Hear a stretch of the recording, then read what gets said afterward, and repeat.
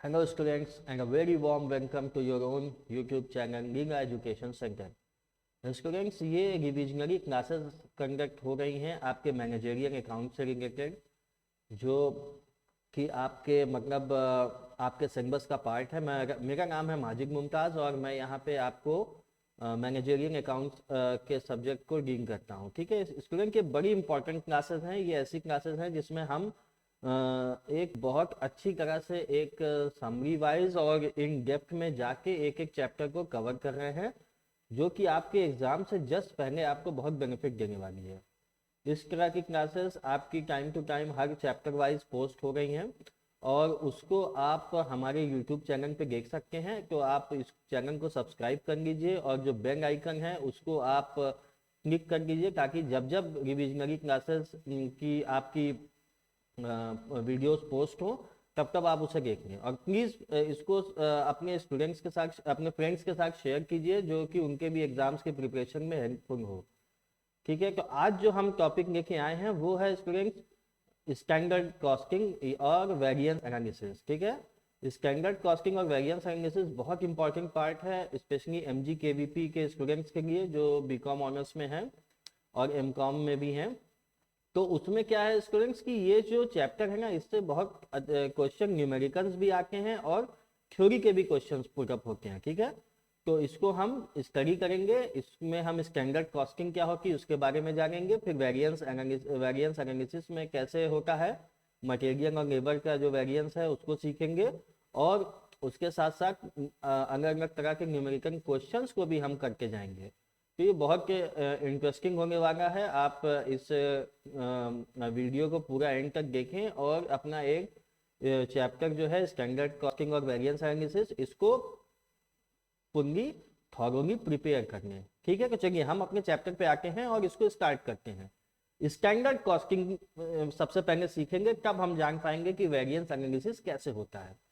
तो ये स्टूडेंट जो स्टैंडर्ड कॉस्टिंग है, इसमें सबसे पहले हम मतलब समझेंगे कि स्टैंडर्ड का मतलब क्या होता है, फिर हम आगे जानेंगे स्टैंडर्ड कॉस्टिंग क्या होता है। स्टैंडर्ड का क्या मतलब होता है कि स्टैंडर्ड मतलब स्टूडेंट्स होता है कि जो एक प्री डिटरमाइंड मेजरमेंट आप करते हैं कि अगर हमें एक क्वालिटी लेवल पे प्रोडक्शन करना है तो उसके लिए जो कॉस्ट इंकर होगी वो हम पहले से एक बजट उसका बनाते हैं, एक प्री डिटरमाइंड मेजरमेंट करते हैं। तो उस मेजरमेंट से क्या होता है, हम एक स्टैंडर्ड सेट कर देते हैं कि अगर हमें ये पर्टिकुलर प्रोडक्ट को मैन्युफैक्चर करना है, प्रोड्यूस करना है, तो हमारी टोटल कॉस्ट क्या आएगी। तो वही जो टोटल कॉस्ट हम पहले से सोच के चलते हैं कि ये आएगी, उसे ही स्टैंडर्ड कॉस्टिंग कहते हैं। और बिना स्टैंडर्ड कॉस्टिंग के हम वेरिएंस एनालिसिस नहीं कर सकते, इसलिए ये बहुत इंपॉर्टेंट है, इसको स्टैंडर्ड कहते हैं।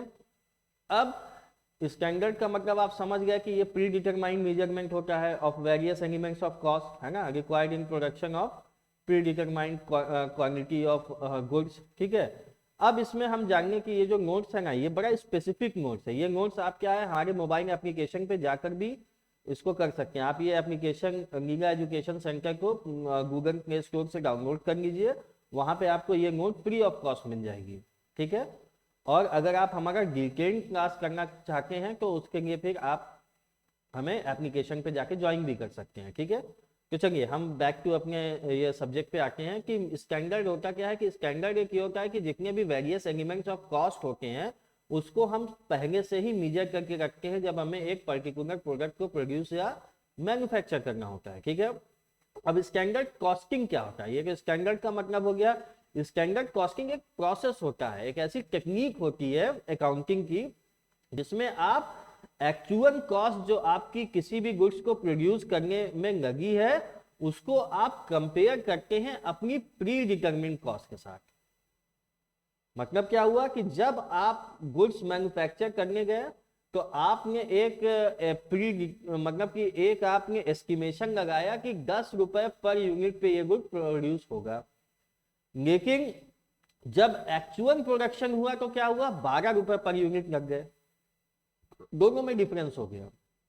अब वो डिफरेंस क्यों होता है, यही एनालिसिस हम करते हैं तो हम जान जाते हैं कि हमारा डिफरेंशिएशन कहां पे हो रहा है, क्यों हो रहा है।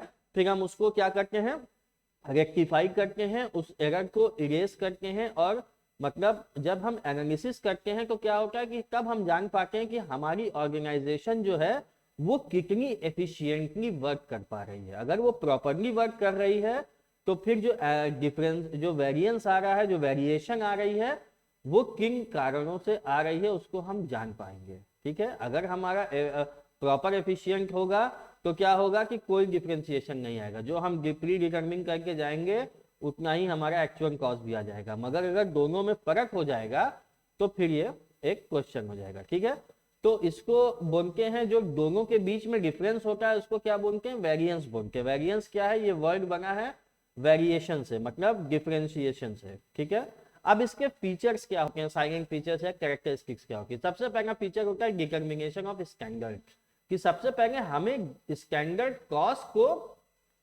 मतलब डिफरेंट डिफरेंट एलिमेंट्स को क्या होता है, मतलब different different elements of cost को हम क्या करते हैं, एसरटेन करते हैं पहले से, मतलब हम प्री डिटरमाइन करते हैं। जो एस्टिमेशन होता है वो क्या होता है, एसरटेनमेंट होता है। ठीक है, एसरटेनमेंट इन एडवांस। ठीक है, पहले हम उसको एसरटेन करते हैं। तो सबसे पहला जो इसका फीचर है वो है डिटर्मिनेशन ऑफ स्टैंडर्ड, कि हमारा स्टैंडर्ड क्या है, हमारे हिसाब से क्या कॉस्ट आनी चाहिए। उसके बाद क्या होता है, कंप्यूटेशन ऑफ एक्चुअल कॉस्ट, मतलब फिर जो एक्चुअल कॉस्ट इंकर हुई हम उसको कंप्यूट करते हैं। ठीक है, फिर उसके बाद क्या होता है, फिर हम कंपेयर करते हैं एक्चुअल कॉस्ट को और स्टैंडर्ड कॉस्ट को। ठीक है, फिर हम जब कंपैरिजन करते हैं तो फिर चौथी चीज आ जाती है, फिर हम वेरिएंस को निकालते हैं। वेरिएंस कैसे आएगा, जो डिफरेंस होगा between standard cost and actual cost, that is called as variance. तो ये बहुत इंपॉर्टेंट एनालिसिस होती है। ठीक है, कि कहाँ पे मतलब ये फर्क हो रहा है, इसीलिए हम क्या करते हैं, ये जो वेरिएंस होता है ना, इसको जितने भी एलिमेंट ऑफ कॉस्ट है, बेसिकली 3 एलिमेंट्स ऑफ कॉस्ट होते हैं, आप जानते हैं, मटेरियल, लेबर और ओवरहेड। तो हम मटेरियल का वेरिएंस एनालिसिस अलग करते हैं, लेबर का अलग करते हैं, और ओवरहेड्स का अलग करते हैं। ठीक है, बीकॉम ऑनर्स के सिलेबस में आपका लेबर और मटेरियल का वेरिएंस है। ठीक है, तो अब देखिए इसमें क्या है, मटेरियल और लेबर के वेरिएंस है। तो अब इसमें देखिए क्या है, अब इसमें यह है कि जो हम वेरिएंस को कंप्यूट करते हैं, जो हम कैलकुलेट करते हैं, उससे हमें पता चलता है कि किस एलिमेंट ऑफ कॉस्ट में ज्यादा डिफरेंस आ रहा है और क्यों आ रहा है। जब हम जान जाएंगे कि कहाँ पे प्रॉब्लम आ रही है और किन कारणों से आ रही है, तो हम उसको क्या कर लेंगे, रेक्टिफाई कर लेंगे। ठीक है, फिर फिफ्थ केस क्या होगा कि जब हमारा मतलब वही कंपटीशन हो गया, फिर हम उसका रीजंस फाइंड आउट कर लेते हैं। ठीक है, कि अगर वेरिएंस है तो क्यों है। ठीक है, तो अब ये क्यों है, ये 2 कारणों से हो सकता है। पहला कारण क्या है कि मान लीजिए लेबर वेरिएंस में फर्क आ रहा है, तो इसमें कुछ कंट्रोलेबल फैक्ट्स, मतलब आइडल टाइम ज्यादा लग जा रहा है, इस वजह से ज्यादा वेरिएंस आ गया। तो वो क्या है, वो कंट्रोलेबल है, कि ठीक है उसको हम कंट्रोल कर सकते हैं, हम एक ऐसा चार्ट सेट कर सकते हैं, ऐसा टाइम टेबल फ्रेम कर सकते हैं जिससे हम उस आइडल टाइम को मिनिमम कर सकते हैं। ठीक है, अब अनकंट्रोलेबल फैक्टर्स भी या नॉन कंट्रोलेबल फैक्टर्स क्या हो गए, कि ठीक है हमने जिस टाइम पे स्टैंडर्ड कॉस्ट सेट किया था उस टाइम पे लेबर रेट कुछ और था, लेकिन जब हमारा एक्चुअल प्रोडक्शन पे गया तो लेबर रेट कुछ और हो गया। तो ये नॉन कंट्रोलेबल फैक्टर है, ये तो मार्केट रेट से चलता है ना, इसको हम नहीं गवर्न करते हैं, ये इसको ऑर्गेनाइजेशन अपने लेवल पे गवर्न नहीं करती है, ये लेबर मार्केट से होता है। मान लीजिए गवर्नमेंट ने ही लेबर आवर के रेट्स को बढ़ा दिया तो अब आपको ज्यादा पे करना पड़ेगा। ठीक है, फिर उसके बाद क्या है, फिर हम ऑप्शंस को जब हमें पता चल गया कि वेरिएंस क्या है और किन कारणों से है, तो हम डिफरेंट कॉजेज ऑफ वेरिएंसेस को क्या करेंगे, हम उसको स्टडी करेंगे। फिर उसके बाद क्या करेंगे, उसको हम देखेंगे कि हम कैसे उसको इरेडिकेट कर सकते हैं, कैसे हम उसका इफेक्ट को मिनिमम कर सकते हैं या पूरी तरह वाइप आउट कर सकते हैं। ठीक है, ये 6 किसका फीचर होता है, 7 क्या होता है कि फिर हमारा जो वेरिएंस एनालिसिस का रिपोर्ट है उसको हम मैनेजमेंट को क्या करते हैं, रिप्रेजेंट करते हैं कि ये देखिए ये वेरिएंस था, इन रीजंस की वजह से था। अब इन रीजंस को कम मतलब कि इन रीजंस को नलिफाई करने के लिए हमारे पास ये ऑप्शंस हैं, तो अब उसमें से मैनेजमेंट को डिसाइड करना है कि वो कौन सा ऑप्शन ऑप्ट करता है। ठीक है, ताकि हमारा जो वेरिएंस है वो मिनिमम पे चला जाए। ये होता है आपका पूरा फीचर्स। ठीक है, ये बड़ा इंपॉर्टेंट है, क्योंकि ये बहुत बार आपके एग्जाम में पूछा गया है कि what do you mean by standard costing and what are its basic features, या what are its salient basic characteristics, या what are its salient features. ठीक है, तो ये सेवन है, ये स्टेप बाय स्टेप लिखना है, एक चीज को आपको फोकस करना है। ऐसा नहीं कि आपने पहले स्टडी ऑफ ऑप्शन लिख दिया और बाद में डिटर्मिनेशन ऑफ स्टैंडर्ड कॉस्ट लिख दिया। ये एक प्रोसेस वाइज होता है, बड़ा ही सिंपल सा प्रोसेस होता है। ठीक है, उसके बाद सेकंड थिंग क्या है कि ऑब्जेक्टिव क्या है स्टैंडर्ड कॉस्टिंग का। सबसे पहला ऑब्जेक्टिव क्या है कि आप एफिशिएंसी और प्रोडक्टिविटी को इंक्रीज करें।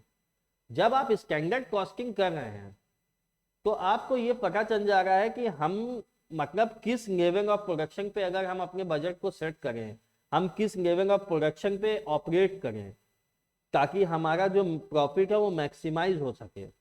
तो ये कैसे आपको पता चलेगा? स्टैंडर्ड कॉस्टिंग से। क्यों? क्योंकि आप प्री डिटरमाइंड होकर वो चीजें प्री डिटरमिन्ड वे में आप उसको डिसाइड करते हैं, आप फ्यूचर के लिए डिसीजन लेते हैं।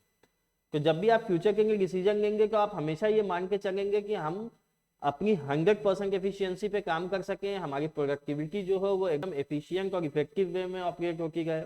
ठीक है, दूसरा तो ये पहला ऑब्जेक्टिव है। पहला ऑब्जेक्टिव तो यही है ना कि हम कैसे काम करें कि हमारी एफिशिएंसी बढ़ जाए। हम किन किन चैलेंजेस को मतलब कि किन किन चैलेंजेस को हम फेस करके उनको मतलब कि वाइप आउट कर सकें, किन किन ऑब्स्टेकल्स को हम हटा सकें ताकि हमारी ऑर्गेनाइजेशन एफिशिएंटली रन करे। दूसरी चीज क्या है कि कॉस्ट कंट्रोल, ये बड़ा इंपॉर्टेंट है क्योंकि जब आप प्री डिटरमिन्ड होकर काम करते हैं आपको पता होता है कि कहाँ कहाँ पे जब आप कोई प्लानिंग करेंगे किसी प्रोडक्ट को बनाने के लिए और डिफरेंट एलिमेंट्स जो कॉस्ट के होते हैं उनको डिवाइड करके आप अलग अलग एनालिसिस करेंगे तो क्या होगा कि तब आपको पता चलेगा कि कहाँ पे कॉस्ट ज्यादा इंकर हो रही है। जब आपको आइडेंटिफाई हो जाएंगे वो रीजंस की इस वजह से कॉस्ट ज्यादा इंकर हो रही है तो फिर आप क्या करेंगे? मेजर्स लेंगे to control that particular factor to minimise the cost. ठीक है, फिर उसके बाद जब आप प्री डिटरमिन्ड हैं तो आपको रिस्पॉन्सिबिलिटी सबको आप पता चल जाएगी कि किसकी क्या रिस्पॉन्सिबिलिटी है, प्रोडक्शन डिपार्टमेंट की क्या रिस्पॉन्सिबिलिटी है, एडमिनिस्ट्रेशन का क्या काम है ना, उसके बाद मैनेजर को क्या करना है, प्रोडक्शन मैनेजर को क्या करना है। इस तरह से आप सबकी रिस्पॉन्सिबिलिटी को डिटरमाइन कर पाएंगे। फिर क्या है कि आप ये जो होता है ना बजटरी कंट्रोल का एक सप्लीमेंट होता है। जो आपने बजट बनाया है, जो इससे पहले के चैप्टर में हमने डिस्कस किया था, बजट जो आपने बनाया है तो बजट में क्या देखा था आपने कि हमने एक फ्लेक्सिबल बजट का क्वेश्चन किया था, उसमें हमने क्या देखा था कि कौन सी कितनी एफिशिएंसी पे हमारी कॉस्ट मिनिमम है। ठीक है, तो उस मतलब हमारी कॉस्ट पर यूनिट मिनिमम है तो उस बेस पे क्या हुआ कि हमने जो है बजटरी कंट्रोल जो बनाया है उस बेसिस पे इसका स्टैंडर्ड सेट किया हुआ है। तो ये एक सप्लीमेंट होगा, पहले बजटरी कंट्रोल होगा फिर ये आपका स्टैंडर्ड और वेरिएंस एनालिसिस आएगा। फिर क्या होता है? ये एक इंफॉर्मेशन देता है मैनेजमेंट को। जब आप स्टैंडर्ड कॉस्टिंग या वेरिएंस एनालिसिस करने के हैं तो उसके बाद आप मैनेजमेंट को, अभी हमने इससे पहले पढ़ा था कि रिपोर्ट के फॉर्म में देते हैं मैनेजमेंट को। ठीक है, फिर ये क्या होता है? प्रोग्रेसिवनेस ऑफ मैनेजमेंट होती है कि मैनेजमेंट फिर उन चीज़ों को देखता है कि कहाँ पे प्रॉब्लम है, कौन कौन सी ऑप्शंस हमारे पास है कि उन प्रॉब्लम्स को हम वाइप आउट कर सकें, है ना। तो ये होता है। अब ऑब्जेक्टिव्स के बाद क्या है? एडवांटेजेस क्या क्या है आपकी स्टैंडर्ड कॉस्टिंग की। पहली एडवांटेजेस क्या है कि हिस्टोरिकल कॉस्टिंग की वीकनेस को ये खत्म कर देता है। What do you mean bye historical costing? Historical costing की जो भी वीकनेस होगी उसको ये वाइप आउट कर देगा। ठीक है, जो भी आपकी वो होगी उसको ये वाइप। तो हिस्टोरिकल कॉस्ट क्या होती है? हिस्टोरिकल कॉस्ट वो कॉस्ट होती है जिसपे एसेट जब परचेज किया जाता है तो बैलेंस शीट में जो रिकॉर्ड होती है कॉस्ट पे उसको हिस्टोरिकल कॉस्ट कहते हैं। तो क्या है? वो पुरानी बात हो गई है, उससे हमारा अभी का कोई लेना देना नहीं है। तो इसमें क्या हुआ कि ये जो हम एनालिसिस कर रहे हैं ये फ्यूचर के लिए हम मतलब प्री डिटरमिन्ड होके स्टैंडर्ड कॉस्ट को सेट कर रहे हैं। तो फिर क्या हो रहा है कि हम जो हिस्टोरिकल वैल्यूएशन है उसको क्या करते हैं? इग्नोर कर देते हैं, हम करंट वैल्यूएशन पे होता है। ठीक है, मतलब ये कॉस्ट काउंटिंग के पॉइंट ऑफ व्यू से पहली एडवांटेज यही होती है कि हिस्टोरिकल कॉस्टिंग इसमें इग्नोर हो जाती है, हम करंट वैल्यूएशन पे बात करते हैं। सेकंड थिंग क्या होता है कि ये बहुत सिंपल होता है। बहुत सिंपल है कि आपने क्या स्टैंडर्ड सेट किया है और आपका एक्चुअल कॉस्ट क्या आया है, दोनों के बीच का आपको एनालिसिस करना है और जो डिफरेंसेस हैं वो किन कारणों से है उनको फाइंड आउट करना है और उन कारणों को कैसे हटाया जा सकता है उसके लिए आपको ऑप्शन सेट करने हैं। ठीक है, तो सिंपल होता है और एक इकोनॉमिकल प्रोसीजर होता है। इसलिए होता है कि क्या है कि कॉस्ट अकाउंटेंट क्या करता है, जब वो एलिमेंट ऑफ कॉस्ट को डिफरेंट पार्ट्स में डिवाइड कर देता है तो बड़ी इजीली स्टैंडर्ड सेट कर देता है, ठीक है। फिर उसको बड़ी इजीली मीट आउट, वो एक्चुअल कॉस्ट जब आती है उसको पता होता है तो दोनों को वो कंपेयर कर लेता है, ठीक है। कॉस्ट कंट्रोल होता है, बिल्कुल अभी वही सेम बात जो हमने डिस्कस किया था। कंपेरेबिलिटी कहता है, कंपेरेबिलिटी क्या होता है कि जो आपने अपना स्टैंडर्ड सेट किया है और जो एक्चुअल कॉस्ट आ गई है उसके बीच में डिफरेंसेस हो गए हैं तो आप कंपेयर कर पा रहे हैं, है ना। कंपैरिजन से क्या होता है कि आपको पता चल जाता है कि आपकी कहाँ पे कमी है और उन कमियों को आप हटा के, और अब उन कमियों को मतलब हटा के आप क्या करते हैं और बेटर वे में परफॉर्म करते हैं। फिर उसके बाद वैल्यूएशन ऑफ स्टॉक के लिए बहुत अच्छा बेसिस होता है। बिल्कुल सही बात है कि हम स्टॉक का जो वैल्यूएशन कर रहे हैं वो तो ठीक है, जो हिस्टोरिकल वैल्यू पे बैलेंस शीट में दिखा रहा है that is a different thing, मगर करंट वैल्यूएशन उसकी क्या है वो यहाँ से हम स्टैंडर्ड कॉस्टिंग से करने के हैं। फिर मोटिवेशनल एडवांटेजेस क्या होते हैं, मोटिवेट कैसे करता है ये, ऐसे करता है कि आपको कॉस्ट कॉन्शियसनेस देता है। कॉस्ट कॉन्शियसनेस का मतलब क्या होता है, कॉस्ट कॉन्शियसनेस का मतलब होता है कि आपका मतलब आप कॉस्ट के बारे में अवेयर कितना है, ठीक है।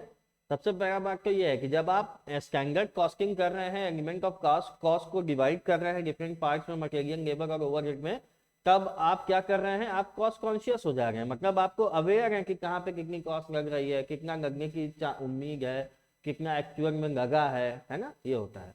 फिर इंक्रीजिंग एफिशिएंसी को मेजर करने का है, ठीक है कि हमने जो स्टैंडर्ड सेट किया था अगर उस स्टैंडर्ड से कम में हमारी कॉस्ट हो जा रही है तो क्या हो रहा है, हमारा एफिशिएंसी इंक्रीज कर जा रही है। अगर उससे ज़्यादा हो रही है तो हमारी एफिशिएंसी कम है, तो इन कारणों से कम है तो हम उन्हें क्या करेंगे, हटा देंगे, उन कारणों को अपने प्रोसेस से निकालेंगे और फिर हम एफिशिएंटली काम करने लगेंगे, ठीक है। इंसेंटिव बेस्ड सिस्टम बना देखा है, बिल्कुल सही बात है। जब हम स्टैंडर्ड कॉस्ट सेट करते हैं तो हम क्या करते हैं, हम बता देते हैं लेबर्स को कि अगर आप इतने लेवल पे प्रोडक्शन करेंगे तो आपको ये वेजेस के ऊपर से इंसेंटिव मिलेगा, ठीक है। तो ये बेसिस होता है। फिर मैनेजरियल इफेक्टिवनेस के लिए क्या एडवांटेजेस हैं कि प्रोडक्शन प्लानिंग में बहुत बड़ा टूल होता है ये। जब आपने डिफरेंट एलिमेंट्स ऑफ कॉस्ट को प्री डिटरमाइन कर लिया है तो आप प्रोडक्शन प्लानिंग बहुत अच्छे से कर लेंगे। तब आपको पता है कि आपके डिफरेंट एलिमेंट्स ऑफ कॉस्ट क्या है और कॉस्ट पर यूनिट टोटल क्या होने वाली है। तो आपको ये भी पता है कि आपके पास कितने फंड्स हैं, फिर उन फंड्स को आप कैसे यूटिलाइज करेंगे, है ना। तो इसका मतलब ये होता है। मैनेजमेंट बाय एक्सेप्शन होता है। एक्सेप्शन का क्या मतलब हो गया कि आप जो मैनेज कर रहे हैं वो क्या होता है, एक्सेप्शनली कर लेते हैं, क्योंकि आपको पहले से पता है कि आपको क्या अचीव करना है और उस अचीव करने में आप कितना पीछे रह गए हैं, तो उनके रीजंस भी आपको पता है, ठीक है। डेलीगेशन ऑफ अथॉरिटी होता है। डेलीगेशन ऑफ अथॉरिटी का मतलब क्या होता है कि आप सही से अथॉरिटी डेलीगेट कर पाते हैं, क्योंकि आपने सबकी उस स्टैंडर्ड कॉस्ट सेट करने में सबकी रोल्स एंड रिस्पॉन्सिबिलिटीज को सेट कर दिया है, तो आप इजीली डेलीगेट कर पाते हैं अपनी अथॉरिटी, ठीक है। फिर क्या है, रेस्पॉन्सिबिलिटी को आप डिटरमाइन कर, भाई सेम बात है कि जब आप डेलीगेट कर देंगे अथॉरिटी को तो आपको सबकी रोल्स एंड रिस्पॉन्सिबिलिटीज पता है, तभी आप इजीली उसको डेलीगेट कर पा रहे हैं। प्राइस भी आप इजीली फिक्स कर लेंगे, जब आपको स्टैंडर्ड कॉस्ट पता है तो आप उसमें प्रॉफिट का एलिमेंट ऐड कर देंगे तो टोटल प्राइस उसका आ जाएगा, है ना। तो एक बजटरी प्लानिंग में भी ये बड़ा हेल्पफुल होता है कि जब आप बजटिंग करने जाएंगे तो फिर बजट आप बनाने जाएंगे तो जब आपको पता है कि डिफरेंट एलिमेंट्स ऑफ कॉस्ट क्या होने वाले हैं तो उसी बेसिस पे आप बजट बना लेंगे, ठीक है। और इंफॉर्मेशन टेक्नोलॉजी के लिए बहुत यूजफुल होता है, क्यों, क्योंकि ये इजीली कम्युनिकेट हो जाता है, ये क्वांटिटेटिव टर्म्स में होता है, तो क्या होता है कि मैनेजर्स इसको इजीली समझ जाते हैं, ठीक है। ये इसके एडवांटेजेस थे। फिर इसके कुछ लिमिटेशंस भी हैं। क्या लिमिटेशंस हैं कि ये मतलब कि अगर आप नॉन स्टैंडर्डाइज प्रोडक्ट में डील करते हैं तो ये हेल्पफुल नहीं होने वाला है, क्योंकि स्टैंडर्ड प्रोडक्ट में आप स्टैंडर्ड कॉस्टिंग करते हैं, नॉन स्टैंडर्ड प्रोडक्ट में आप नहीं कर सकते, सबका प्राइस एक जैसा आप नहीं कर सकते, ठीक है। स्टैंडर्ड सेट करना बड़ा मुश्किल है। आप जैसे मटेरियल प्री डिटरमाइन कर रहे हैं तो अभी क्या करंट का मार्केट प्राइस है मटेरियल का, उस पर आप डिटरमाइन करते हैं। हो सकता हो वो फ्यूचर में जब आप एक्चुअल प्रोसेस में जाएं तो वो महंगा हो जाए, तो वो बड़ा टिपिकल होता है कि आप कैसे इन्फ्लेशन को एडजस्ट करते हैं अगर मटेरियल महंगा हो गया।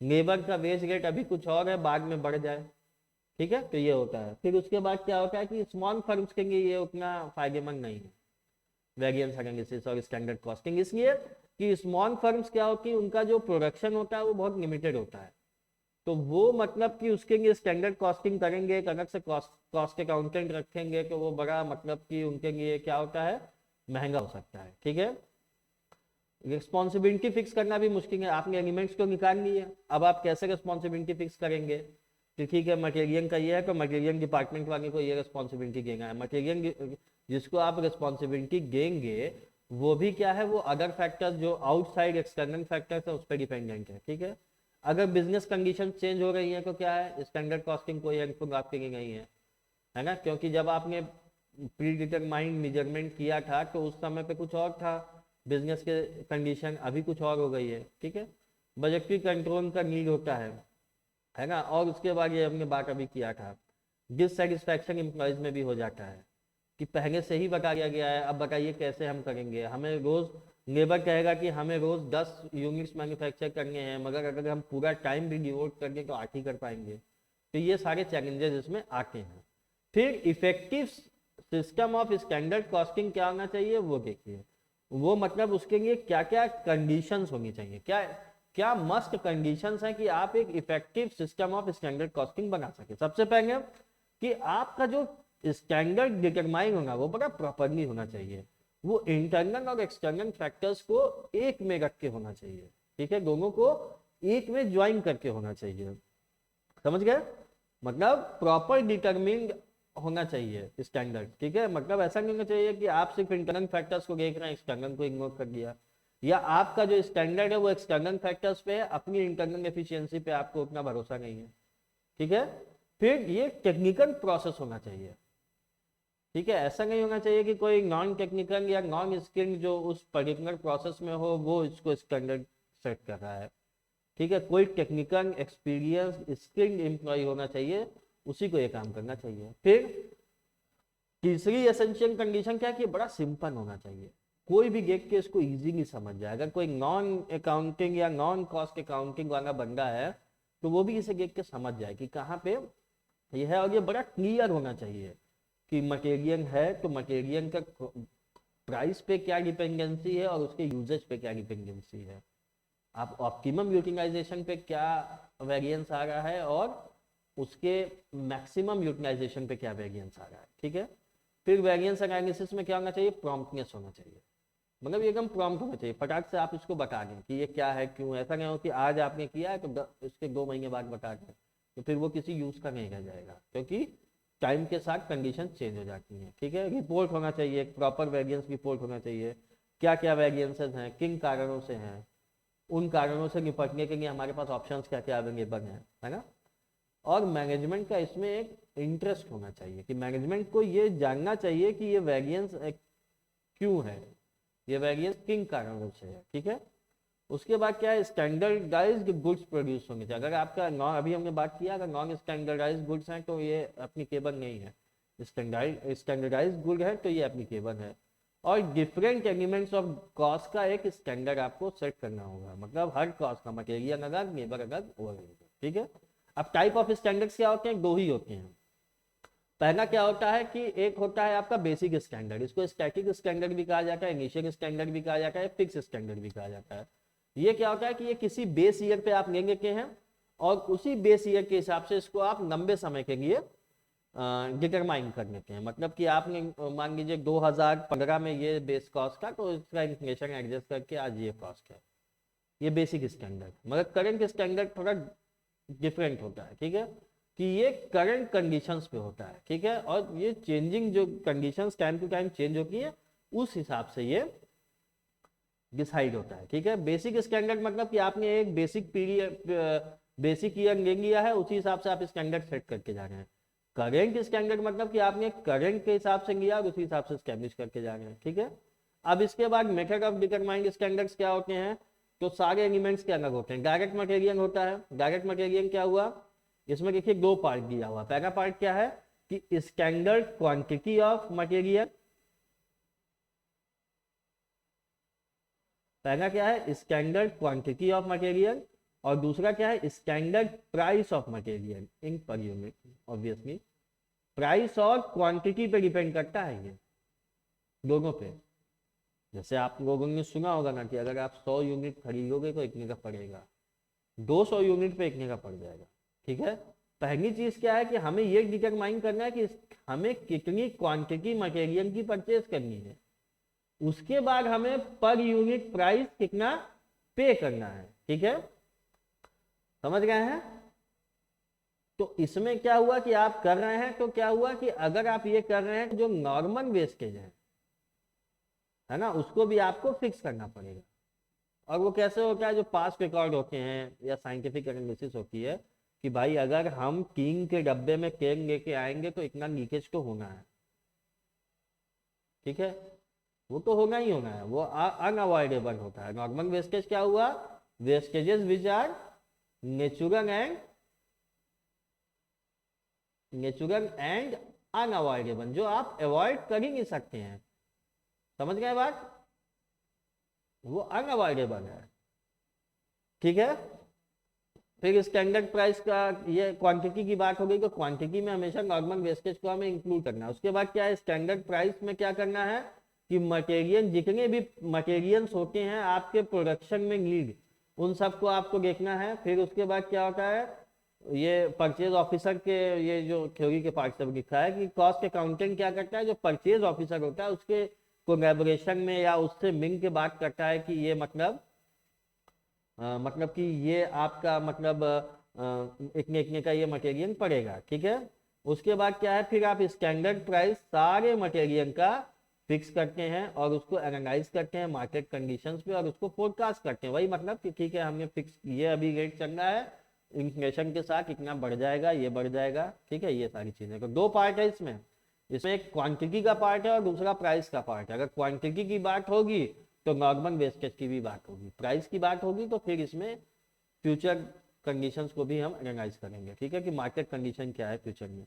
फिर दूसरा क्या है, डायरेक्ट लेबर होता है। डायरेक्ट लेबर में क्या होता है कि इसमें भी दो तरह के स्टैंडर्ड होते हैं। इसमें क्या होता है, पहली चीज क्या होता है, जो लेबर होंगे वो ग्रेड्स में हमेशा डिफरेंट होंगे। ठीक है, ठीक है, एक प्रोडक्ट पे वो कितना लेबर आवर देते हैं वो होता है। तो इससे क्या करते हैं, हम स्टैंडर्ड टाइम निकालने के, जैसे एक लेबर अगर 8 घंटे काम करता है और एक घंटे और वो पूरे 8 घंटे काम करके 16 यूनिट प्रोड्यूस करता है, तो यानी क्या स्टैंडर्ड टाइम है कि अगर आपको 16 यूनिट बनवाना है तो एक लेबर से 8 घंटे का काम कराना पड़ेगा।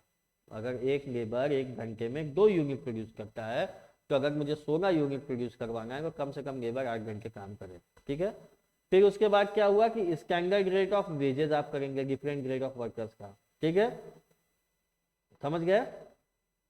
तो इसमें क्या है कि ये आपका डिफरेंट ग्रेड्स में क्या होते हैं, स्किल्ड होते हैं, सेमी स्किल्ड, अनस्किल्ड होते हैं। स्किल्ड मतलब कि वो एक्सपर्ट है, उनको पता है, उनके पास उसका एजुकेशन है, एक्सपर्टीज है। सेमी स्किल्ड क्या है, ठीक है हम जानते हैं काम करना, हमने पहले काम किया हुआ है लेकिन पूरी तरह नहीं जानते हैं। अनस्किल्ड क्या है, नहीं हम नहीं कर सकते हैं। फिर अगर मेल है, फीमेल है, चाइल्ड लेबर है, जो भी है आपके पास, उन सबका अलग अलग ग्रेड होता है, उन सबका अलग अलग वेज होता है, रेट ऑफ वेज, जिसको वेज रेट कहा जाता है। ठीक है, और फिर उसके बाद ओवरहेड्स आता है, तो ये दो पार्ट में डिवाइड हो जाता है, फिक्स ओवरहेड और वेरिएबल ओवरहेड्स में। ठीक है, अब ये आपको पता चल गया। सबसे पहले हम स्टैंडर्ड सेट करते हैं मटेरियल का। मटेरियल का मतलब क्या हो गया कि क्वांटिटी और प्राइस, और लेबर में भी क्या हो गया आपका, लेबर स्टैंडर्ड टाइम, और उसके बाद दूसरा क्या है, वेज ग्रेड। ठीक है, अब हम वेरिएंस एनालिसिस को समझते हैं। वेरिएंस एनालिसिस क्या होता है, वेरिएंस एनालिसिस का मतलब होता है कि इसमें कॉस्टिंग वेरिएंस का मतलब क्या हुआ कि डिफरेंस, वही अभी जो हमने बात किया स्टैंडर्ड लेवल और एक्चुअल लेवल में होता है। ठीक है, एक्चुअल परफॉर्मेंस में उसको वेरिएंस एनालिसिस कहा जाता है। ठीक है, ये 3 स्टेप्स में होता है। पहला स्टेप क्या होता है, हम कंप्यूट करते हैं वेरिएंसेस को, फिर कॉजेस को हम ढूंढते हैं, फिर उसको हम डिस्पोज करते हैं। ठीक है, तो कॉस्ट वेरिएंस, सबसे पहले क्या वेरिएंस का क्लासिफिकेशन है, कॉस्ट वेरिएंस। कॉस्ट वेरिएंस मतलब एलिमेंट्स ऑफ कॉस्ट में हम उसको डिवाइड करते हैं। पहला क्या है, डायरेक्ट मटेरियल, डायरेक्ट लेबर और ओवरहेड। ओवरहेड में 2 आ गया। ठीक है, मटेरियल में भी 2 होता है, 2 तरह से किया जाता है। तो पहला मटेरियल कॉस्ट वेरिएंस होता है। ये क्या होता है, ये प्राइस या क्वांटिटी या दोनों की वजह से हो सकता है चेंज। मतलब जो आपकी एक्चुअल प्राइस है, जो आपकी एक्चुअल कॉस्ट है, दोनों की वजह से चेंज हो सकता है। ठीक है, या तो प्राइस की वजह से चेंज हो सकता है, या क्वांटिटी की वजह से चेंज हो सकता है या दोनों की वजह से चेंज हो सकता है। अब इसका कारण क्या है भाई, मार्केट प्राइस मटेरियल का चेंज हो गया है ना, एक्सपेक्टेड डिस्काउंट था परचेज पे जो हम सोच रहे थे, मान के चल रहे थे, वो नहीं है। ठीक है, मटेरियल प्रॉपर टाइम पे परचेज नहीं हो पाया, प्राइस मटेरियल का चेंज हो गया, क्यों? क्योंकि टैक्स चेंज हो गया। ठीक है, और नॉन स्टैंडर्ड लॉट्स को हमने परचेज कर दिया और जिसकी वजह से रिडक्शन इन क्वांटिटी डिस्काउंट हो गया। ठीक है, ये है। और क्या है कि आपका इंक्रीज मतलब कि ट्रांसपोर्ट कॉस्ट बढ़ गया। ठीक है, उसके बाद क्या हुआ, एक्सेसिव श्रिंकेज हो गया या लॉस इन ट्रांजिट हो गया, वही वेस्टेज। ठीक है, और फिर उसके बाद क्या हुआ, फेल्योर हो गया परचेज में स्टैंडर्ड क्वांटिटी या मटेरियल, मतलब जो आप परचेज करना चाहते कि स्टैंडर्ड क्वालिटी ऑफ मटेरियल वो आप नहीं कर पाए। ठीक है, तो ये इन कारणों से होता है मटेरियल कॉस्ट। देखिए चेंज मार्केट प्राइस हुआ तो प्राइस जो आपने डिटरमाइन किया था वो चेंज हो गया। फिर एक्सपेक्टेड डिस्काउंट जो हम मान के चल रहे थे हमें मिल जाएगा परचेज करने पे, वो नहीं मिल पाया। फिर जो हम मटेरियल को क्योंकि समय पे नहीं परचेज कर पाए इसलिए उसका प्राइस थोड़ा सा बढ़ गया, टैक्स बढ़ गया तो प्राइस का दाम बढ़ गया, तो प्राइस अब वेरिएंस हो गया। ठीक है, नॉन स्टैंडर्ड लॉट खरीदा तो क्या हुआ, क्वांटिटी डिस्काउंट नहीं मिल पाया, है ना। फिर उसके बाद क्या हुआ कि अगर ट्रांसपोर्ट कॉस्ट बढ़ गई तो फिर आपका मटेरियल का कॉस्ट भी बढ़ गया, अगर लॉस हो गया ट्रांजिट में तो भी आपका बढ़ गया दाम। ठीक है, फिर क्या हुआ, क्योंकि फिर दोबारा मंगाइएगा। फिर उसके बाद अगर आप purchase standard quantity of material purchase नहीं कर पाए, क्वांटिटी स्टैंडर्ड, तो भी आपका प्राइस चेंज हो गया। ठीक है, अब मटेरियल यूजेज वेरिएंस की जब भी बात आएगी तो ये क्वांटिटी ऑफ मटेरियल की बात आएगी कि ये अभी प्राइस की बात हो रही कि अब क्वांटिटी की वजह से क्या होता है। अब ये कि ये क्यों होता है कि आपने नेग्लिजेंस कर दिया हैंडलिंग और यूज ऑफ मटेरियल्स को। ठीक है, फिर उसके बाद क्या हुआ, वेस्टेज में आपका इंक्रीज हो गया, क्यों? क्योंकि आपके पास या तो अनट्रेन्ड वर्कर्स थे या आपका जो मेथड ऑफ प्रोडक्शन है वो सही नहीं है। फिर क्या हुआ, increasing usage rate of material हो गया, क्यों? क्योंकि डिफरेंस इन क्वालिटी हो गया। समझ गए, अब क्वालिटी फर्क हो गया तो यूजेज भी फर्क हो गया। फिर आपकी टेक्निक चेंज हो गई या मेथड ऑफ प्रोडक्शन चेंज हो गया तो आपका क्वांटिटी में वेरिएंस हो गया। इसी तरह मोर और less yield of from material हो गया। ठीक है, या चेंज इन मटेरियल मिक्स हो गया, कि ये सब क्या है, ये क्वांटिटी को चेंज करते हैं, ये क्वांटिटी की बात करता है और ये बात करता है आपके प्राइस के बारे में।